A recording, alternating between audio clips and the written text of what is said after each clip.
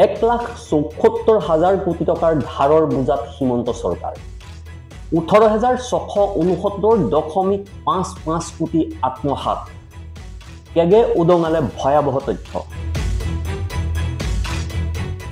কোন বিভাগে কিমান টকাৰ হিচাপ দিব পৰা নাই এবাৰ চাওক বিত্ত বিভাগে 2,986 কোটি শিক্ষা বিভাগে 1,902 কোটি ভয়াম জনজাতি কল্যাণ বিভাগে 1,721 কোটি সমাজ কল্যাণ বিভাগে 1,622 কোটি সচিবালয় প্ৰশাসন বিভাগে 1,358 কোটি পঞ্চায়ত গ্ৰাম উন্নয়ন বিভাগে 1,179 কোটি ৰূপান্তৰ উন্নয়ন বিভাগে 725 কোটি সংখ্যালঘু উন্নয়ন বিভাগে 700 কোটি পৌৰ প্ৰশাসন বিভাগে 665 কোটি আৰু উদ্যোগ বাণিজ্য বিভাগে 649 কোটি নমস্কাৰ নিউজ ওৱান নৰ্থ ইষ্টৰ আজিৰ এই প্ৰতিবেদনলৈ আপোনাক স্বাগতম আপুনি চাই আছে দেশৰ এটা অগ্ৰণী নিৰ্ভীক নিৰপেক্ষ আৰু বহুভাষিক চেনেল নিউজ ওৱান নৰ্থ ভোগৰ বাবে নহয় বিনিয়োগৰ বাবে হেৰি এই নীতি উলংঘা কৰিছে অসমত হিমন্ত বিশ্ব শৰ্মা নেতৃত্বাধীন বিজেপি চৰকাৰে বিজেপিয়ে অনা কেছ ফৰ টিকটৰ অভিযোগৰ উত্তৰ দি জ্যেষ্ঠ কংগ্ৰেছ নেতা ৰিপুন বৰাই কয় যে অসম চৰকাৰে অপৰিকল্পিতভাৱে আৰু জধে মধে লোৱা ঋণৰ বাবে পৰিণাম ভুগিব লাগিব বৰ্তমান যি গতিত চৰকাৰে ঋণ লৈ আছে 31 মাৰ্চ পৰ্যন্ত ৰাজ্যখনৰ মুঠ ঋণৰ পৰিমাণ হ'ব প্ৰায় 1,74,000 কোটি টকা মুখ্যমন্ত্ৰী হিমন্ত বিশ্ব শৰ্মাই মিথ্যাচাৰৰ আশ্ৰয় লৈ সাধাৰণ ৰাইজৰ লগতে কেন্দ্ৰীয় চৰকাৰক দীৰ্ঘদিন ধৰি প্ৰতাৰণা কৰি আহিছে কেগৰ প্ৰতিবেদনৰ দৃষ্টান্ত দাঙি ধৰি অসম প্ৰদেশ কংগ্ৰেছৰ জ্যেষ্ঠ নেতা ৰিপুন বৰাই ৰাজীৱ ভৱনত এক সংবাদমেল যোগে কয় যে কেগৰ প্ৰতিবেদনে হিমন্ত বিশ্ব শৰ্মা যে এজন মিছলীয়া ব্যক্তি সেই কথা প্ৰমাণ কৰিছে কেগে মুখ্যমন্ত্ৰী হিমন্ত বিশ্ব শৰ্মাৰ শেহতীয়া কেছ ফৰ টিকটৰ অভিযোগত বিত্তীয় বৰ্ষৰ হিচাপ নিকাচ পৰীক্ষা কৰি এই কথা নিশ্চিত হৈছে যে অসম চৰকাৰে নীতি নিয়ম ভৰিৰে গছকি পুঁজি ব্যয় কৰিছিল কেগে প্ৰতিবেদনত উল্লেখ কৰিছে ভোগৰ বাবে নহয় বিনিয়োগৰ বাবেহে ঋণ নীতি অৰ্থাৎ ঋণ লোৱা হয় উৎপাদনশীল কামৰ বাবেহে কিন্তু হিমন্ত বিশ্ব শৰ্মা চৰকাৰে ঋণ লৈ উপভোগমূলক কাম কাজত বিশেষকৈ হিতাধিকাৰীক আঁচনি প্ৰদানত ব্যৱহাৰ কৰিছে ৰাজ্যৰ বিত্তীয় ব্যৱস্থাপনাত থকা ব্যাপক ত্ৰুটি আৰু অনিয়মৰ ভয়াৱহতা উদঙাই দি কেগৰ প্ৰতিবেদনৰ উদ্ধৃতিৰে সংবাদমেলখনত প্ৰাক্তন সাংসদ ৰিপুন বৰাই কয় যে মুখ্যমন্ত্ৰী হিমন্ত বিশ্ব শৰ্মাৰ নেতৃত্বাধীন চৰকাৰখনে বিত্তীয় শৃংখলতা ভংগ কৰি নতুন অভিলেখ ৰচনা কৰিছে প্ৰতিবেদন মতে 2020 পৰা 24 বৰ্ষৰ বাবে ধাৰ্য কৰা হোৱা 1,69,966 কোটি টকাৰ বাজেটৰ প্ৰকৃত খৰচ হৈছিল মাত্ৰ 1,39,449 কোটি টকাহে ইয়াৰ পাছতো চৰকাৰে 30,516 কোটি টকা জমা থকা বুলি প্ৰকাশ কৰিছে কিন্তু সেই বৰ্ষত মুঠ ৰাজহ সংগ্ৰহিত হৈছিল মাত্ৰ 1,68,830 কোটি টকাহে যাৰ ফলত প্ৰকাশ কৰা জমা টকা বাজেটত উল্লেখেই হোৱা নাছিল বুলি প্ৰতিবেদনত স্পষ্টকৈ উল্লেখ আছে কাৰণ ইমানখিনি আমাৰ ৰাইজৰ টকা আমাৰ কৰ কাটলৰ পৰা উঠা টকা ৰাজহুৱা টকা আত্মসাৎ কৰিছে হিচাপ দিব নোৱাৰা মানে কি আত্মসাৎ কৰিছে আত্মসাৎ নকৰা হলেতো তোমালোকে হিচাপ দিব পাৰিলাহেঁতেন লুটিছে লুণ্ঠন কৰিছে গতিকে এইটো আপোনালোকৰ আগত আমি এইটো দাঙি ধৰিছো এতিয়া 3 নম্বৰ কথাটো আপোনালোকে চাব যে 3 নম্বৰ কথাটো হৈছে যে এইটো চিএজিয়ে সাংঘাতিক ধৰণৰ এইটো এটা ৱাৰ্নিং দিছে এইটো মুখ্যমন্ত্ৰীয়ে আজি যে ঋণ লৈছে ঋণ লোৱাটো দেখাত তেওঁ বৰ সহজ কৰি আছে ঋণ লোৱাটো কিন্তু এই ঋণটোৱে অসমখনৰ অৰ্থনৈতিক ভৱিষ্যত কিমান অন্ধকাৰলৈ লৈ গৈছে তাৰ সকিয়নিটো চিএজিয়ে এইবাৰ ৰিপৰ্টত দিছে এতিয়া যিটো হাৰত গভৰ্ণমেণ্টে ঋণ লৈ আছে এই যে 10 কোটি 10,000 কোটি 1,000 কোটি 10,000 কোটি মাহেকত যে লৈ আছে এইটো ৱেট এতিয়াতো হৈ গ'ল ডিচেম্বৰ মাহ এইটো ৱেটে যদি গৈ থাকে তেতিয়াহ'লে 26ৰ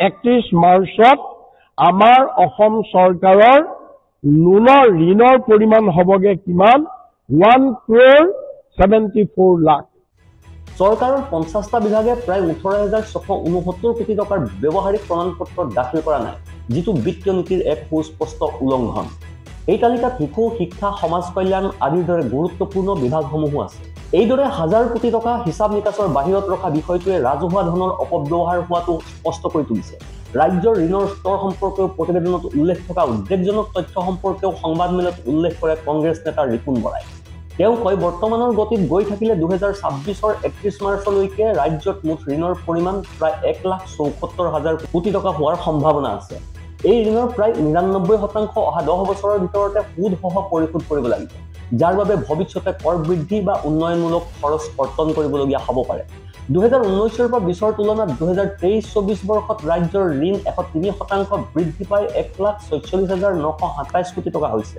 লগতে ঋণৰ সুদ পৰিশোধৰ বোজাও 2016-17ত 2,963 কোটিৰ পৰা বৃদ্ধি পাই 2023-24 বৰ্ষত 39,467 কোটি টকা উপনীত হৈছে। প্ৰতিবেদনত উল্লেখ থকা অনুযায়ী 2023-24ত গৃহীত 30,210 কোটি টকাৰ পৰিপূৰক বাজেটৰ প্ৰকৃত আৱশ্যকতা মাত্ৰ 74%হে আছিল। ইয়াৰ উপৰি 2021 পৰা 2024লৈকে চৰকাৰে লোৱা ঋণৰ 65% বিভিন্ন হিতাধিকাৰী আঁচনি আৰু অনুদানত খৰচ কৰা হৈছে, যিটো ভোগৰ বাবে নহয় বিনিয়োগৰ বাবেহে ঋণ নীতিৰ স্পষ্ট উলংঘন বুলিব পাৰি। 75খন স্বায়ত্তশাসিত পৰিষদ আৰু উন্নয়ন সংস্থা আৰু 39খন ৰাজ্যিক উদ্যোগৰ অসংখ্য বিষয়ত হিচাপ নিকাচ আজি পৰ্যন্ত দিয়া নাই। লগতে শিক্ষা খণ্ডত 17.70% আৰু স্বাস্থ্য খণ্ডত 5.21% খৰচ কৰ্তন কৰাৰ বিপৰীতে ঋণ পৰিশোধৰ নামত 2,172 কোটি টকা বাজেট বহিৰ্ভূতভাৱে খৰচ কৰা হৈছে। ৰিপুন বৰাই এই তথ্যসমূহক ৰাজ্যখনৰ ভৱিষ্যতৰ বাবে এক সকিয়নি বুলি অভিহিত কৰি ৰাজ্য চৰকাৰক স্বচ্ছতা আৰু জবাবদিহিতা ৰক্ষা কৰিবলৈ আহ্বান জনাইছে। তেওঁ জনসাধাৰণক এই বিত্তীয় ব্যৱস্থাপনাৰ প্ৰতি সজাগ হোৱাৰ লগতে চৰকাৰক জবাবদিহি কৰিবলৈকো আহ্বান জনায়। হিমন্ত বিশ্ব শৰ্মাৰ চৰম বিত্তীয় বিশৃংখলতা আৰু বিত্তীয় অনিয়মে পূৰ্বৰ সকলো অভিলেখ ভংগ কৰিছে। এই ভাষ্য জ্যেষ্ঠ কংগ্ৰেছ নেতা ৰিপুন বৰা। 50টা বিভাগে হিচাপ দিয়া নাই। সিয়ে যে কাম হৈছে হিচাপ লোৱা, হিচাপ কৰা। 50টা বিভাগে হিচাপেই দিব পৰা নাইকিয়া। যদি 50টা বিভাগ আৰু এইটো কৈছে ইউটিলাইজেশ্যন, ব্যৱহাৰিক প্ৰমাণ পত্ৰ কেতিয়া দিব লাগে? লগে লগে নহয়, এবছৰৰ পিছত দিব লাগে। আপুনি যি বছৰত গ্ৰামটো পালে 12 মাহ সেই গ্ৰামটো আপুনি খৰচ কৰক, কৰি তাৰ পিছতহে আপুনি দিব লাগে। আপোনাৰ তো চাফিচিয়েণ্ট টাইম আছে, চাফিচিয়েণ্ট টাইম আছে। দিয়া নাই, তাৰ মানে কি? হোৱাট ডাজ ইট মিন? মুখ্যমন্ত্ৰী কণ্ট্ৰল নাই, মুখ্যমন্ত্ৰীয়ে চোৱা নাই, বা লুটিবলৈ এৰি দিছে যে তোমালোকে লুটা লুটি আধা ভাগ মোকো দিবা, তোমালোকে লুটা লুটি পেলাই ভাগ মোকো দিবা, মই মনে মনে থাকিম। নহলে কি কাৰণে? এতিয়া আপোনালোকে চাওক যে এতিয়া তাৰ ভিতৰত আমি কেইটামান ইম্পৰ্টেণ্ট ডিপাৰ্টমেণ্ট, 50টাৰটো গোটেইকেইটা আপোনালোকক দিবলৈ বহুত দীঘল হ'ব। ইম্পৰ্টেণ্ট ডিপাৰ্টমেণ্ট কোনকেইটা আপোনালোকে চাওক। আটাইতকৈ ইম্পৰ্টেণ্ট হৈছে ফাইনেন্স, যোনে বাজেট বনাই সেই কৰে। এই ফাইনেন্স ডিপাৰ্টমেণ্টেই 2,986 কোটি টকাৰ হিচাপ দিয়া নাই। এডুকেশ্যন ডিপাৰ্টমেণ্টে 1,902 ক্ৰ'ৰ্ছৰ হিচাপ দিয়া নাই। গোটেই 1952ৰ পৰা আজিলৈকে তেনেকুৱা বিত্তীয় বিশৃংখলতা হোৱা নাই। সৰ্বকালৰ ৰেকৰ্ড ভংগ কৰিছে মুখ্যমন্ত্ৰী হিমন্ত বিশ্ব শৰ্মাৰ দিনত। গুৱাহাটীৰ ৰাজীৱ ভৱনত অনুষ্ঠিত কৰা এখন সংবাদমেলত তেওঁ আৰু কয় যে মুখ্যমন্ত্ৰী হিমন্ত বিশ্ব শৰ্মা চৰকাৰৰ বিত্তীয় পৰিচালনাত চৰম অৰাজকতা বিৰাজ কৰিছে। চৰকাৰৰ 50টা বিভাগে প্ৰায় 18,669 কোটি টকাৰ ব্যৱহাৰিক প্ৰমাণপত্ৰ দিয়া নাই। প্ৰচলিত নিয়ম অনুযায়ী নিৰ্ধাৰিত পুঁজি বিত্তীয় বৰ্ষ শেষ হোৱাৰ 12 মাহৰ ভিতৰত ব্যৱহাৰিক প্ৰমাণপত্ৰ দিব লাগে। কিন্তু 2022-23 বিত্তীয় বৰ্ষ পৰ্যন্ত 50টা বিভাগত আবণ্টিত 52,871 কোটি টকাৰ ভিতৰত 18,669.55 কোটি টকাৰ ব্যৱহাৰিক প্ৰমাণপত্ৰ দিয়া নাই। এনে বৃহৎ পুঁজি ক'ত খৰচ কৰিলে চৰকাৰে হিচাপ দিব নোৱাৰা মানে প্ৰকৃততে এই টকা উন্নয়নত খৰচ নকৰি আত্মসাৎ কৰিছে বুলি ভাবিবৰ সন্দেহ আছে। ইয়াৰ ভিতৰত কেইটামান গুৰুত্বপূৰ্ণ বিভাগে বৃহৎ পুঁজিৰ হিচাপ দিয়া নাই। বিত্ত বিভাগে 2,986 কোটি টকা, শিক্ষা বিভাগে 1,902 কোটি টকা, ভৈয়াম জনজাতি কল্যাণ বিভাগে 1,721 কোটি টকা, সমাজ কল্যাণ বিভাগে 1,622 কোটি টকা, সচিবালয় প্ৰশাসন বিভাগে 1,358 কোটি টকা, পঞ্চায়ত গ্ৰাম উন্নয়ন বিভাগে 1,179 কোটি টকা, ৰূপান্তৰ উন্নয়ন বিভাগে 725 কোটি টকা, সংখ্যালঘু উন্নয়ন বিভাগে 700 কোটি টকা, পৌৰ প্ৰশাসন বিভাগে 665 কোটি টকা আৰু উদ্যোগ বাণিজ্য বিভাগে 649 কোটি টকাৰ হিচাপ দিয়া নাই। হিচাপ নিদিয়া মিনিংটো কি? মই দিব নোৱাৰো। কিয়? মই খাইছো পইচা, মোৰ কাম কৰা মোৰ ৰেকৰ্ডেই নাই, মোৰ কাম কৰাৰ ৰেকৰ্ডেই নাই।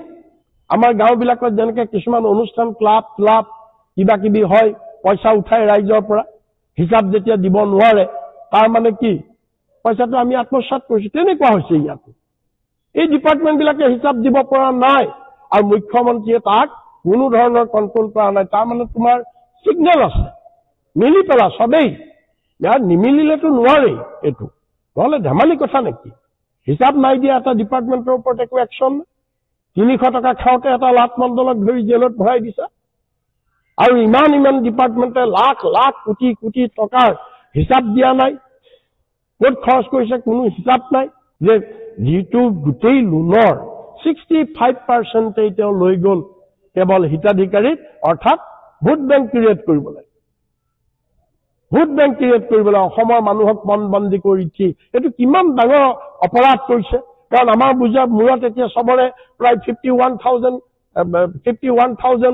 এইটো কি বুলি কয় ধাৰৰ বোজা আমাৰ ইমানবিলাক, আৰু 3 বছৰ পিছত অসমখনৰ অৱস্থা কি হ'ব?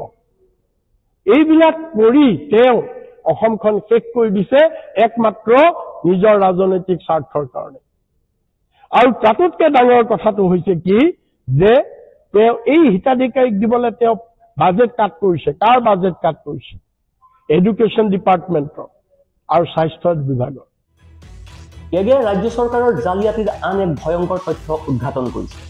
ঋণ পৰিশোধৰ নামত চৰকাৰে 2023-24 বিত্তীয় বৰ্ষত 2172.27 কোটি টকা বাজেট বহিৰ্ভূতভাৱে খৰচ কৰিছে। আনহাতে শিক্ষা খণ্ডত আগৰ বছৰৰ তুলনাত 17.70% আৰু স্বাস্থ্য খণ্ডত 5.21% কৰ্তন কৰিছে। ৰাজ্যখনৰ জনসাধাৰণৰ আটাইতকৈ গুৰুত্বপূৰ্ণ শিক্ষা আৰু স্বাস্থ্য বিভাগত খৰচ কৰ্তন কৰি হিমন্ত বিশ্ব শৰ্মাই এক অক্ষমনীয় অপৰাধ কৰিছে। কেগৰ প্ৰতিবেদনত উল্লেখ কৰিছে যে 2021 পৰা 2024 বিত্তীয় বৰ্ষত অসম চৰকাৰে যিমান ঋণ লৈছে ইয়াৰ প্ৰায় 65% কেৱল বিভিন্ন হিতাধিকাৰীৰ আঁচনি, অনুদান এইবিলাকত খৰচ কৰিছে। 10% কৰ্মচাৰীৰ দৰমহাত খৰচ কৰি মাত্ৰ 25%হে উন্নয়নমূলক আঁচনিত খৰচ কৰিছে। Bureau report, news 1 north.